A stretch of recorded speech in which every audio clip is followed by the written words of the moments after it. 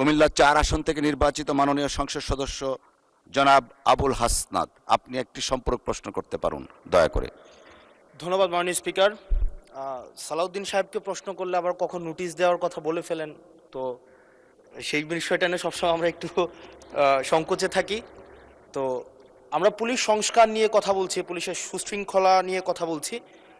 Last 1 মাস পুলিশের শৃঙ্খলা নিয়ে যখন আমরা স্বরাষ্ট্রমন্ত্রী মহোদয়, তো মাননীয় স্পিকার, মাননীয় সদস্য জি আসলে বলতে দেন। মাননীয় সদস্য লেট মি হ্যান্ডেল। মাননীয় সদস্য, আমাদের পার্লামেন্টারি প্রসিডিউরে আমরা যাই। মাননীয় স্পিকার, আমরা যখন পুলিশ সংস্কার নিয়ে কথা বলছি, মাননীয় স্পিকার, মাননীয় সদস্য আপনি দয়া করে বসুন।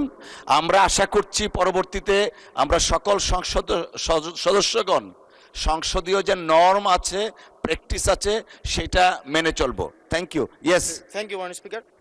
মাননীয় স্পিকার, পুলিশ সংস্কার নিয়ে যখন আমরা কথা বলি বা পুলিশের যে বিষয়গুলো, তৃণমূলের কিছু পুলিশের অনেক সমস্যা রয়েছে ইনস্ট্রুমেন্টাল। যেমন পুলিশকে যখন তদন্ত করতে পাঠানো হয়, ওই তদন্তের খরচ কিন্তু থানা থেকে দেওয়া হয় না, আর যেটা দেওয়া হয় সেটা কিন্তু অপ্রতুল। আমরা যখন পুলিশকে একটা কাজ করতে দিচ্ছি কিন্তু বাজেট দিচ্ছি না, পুলিশে একটা কালচার প্রচলিত রয়েছে, সেটা হচ্ছে ম্যানেজ করে নাও।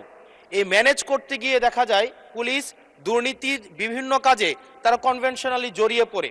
যেমন কিছুদিন আগে আমাদের 26শে মার্চের প্রোগ্রাম হয়েছে, এবং সেটা হচ্ছে সবাই জানে, এই 26শে মার্চের প্রোগ্রামে যে বাজেট দেওয়া হয়েছে প্রশাসনকে, সেই বাজেট এবং প্রোগ্রাম করতে গিয়ে যে খরচ হয়েছে সেটার মধ্যে কিন্তু আনুপাতিক অনেক ধরনের ব্যবধান রয়েছে।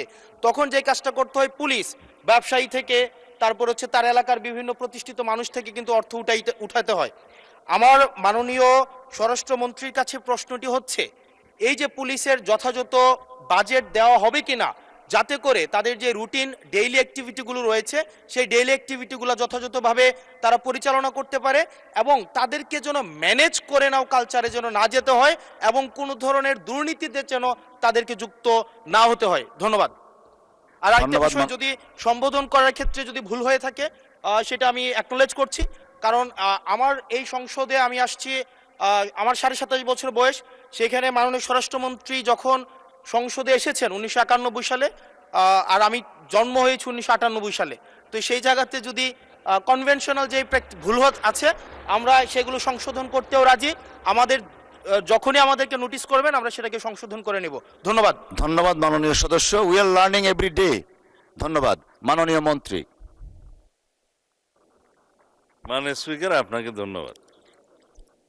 এটাই হচ্ছে পার্লামেন্টারি কালচার। আমি বয়স যাই হোক, মাননীয় সংসদ সদস্য হিসাবে আমাকে অ্যাড্রেস করতে হবে যে সদস্য প্রশ্নটি উত্থাপন করেছেন। আর্লি এজে পার্লামেন্টে আসাটা একটা সৌভাগ্যের বিষয়। আমরা সবারই উজ্জ্বল ভবিষ্যৎ কামনা করি। যেই মানে আমরা যে সময় এমপি হয়েছি তার চাইতেও আরো 8-10 বছর পরে জন্ম নেওয়াটা সৌভাগ্যের বিষয়, কারণ তার আগে সামরিক শাসনের সময় ছিল। যে প্রশ্নটা মাননীয় সদস্য উত্থাপন করেছেন, বাজেটের মন্ত্রী তো আমার পাশে আছে।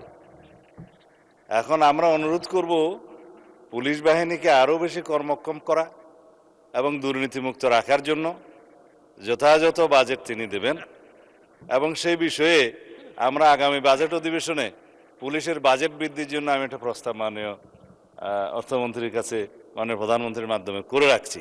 এটা সত্য কথা যে পুলিশের যে পরিমাণ রিসোর্স দরকার, যে পরিমাণ বাজেট দরকার, সেই পরিমাণ আমাদের অর্থনীতি সহ্য করতে পারে না বলেই হয়তো আমরা দিতে পারি না। তবে আমরা একটা ট্রান্সপারেন্ট এবং জবাবদিহিমূলক পুলিশি ব্যবস্থা যদি কায়েম করতে চাই, পুলিশ যেন অন্য কোনোভাবে ম্যানেজ করার কালচার থেকে বেরিয়ে আসে, সেটা আমাদেরকে নিশ্চিত করতে হবে। ধন্যবাদ মাননীয় সদস্য।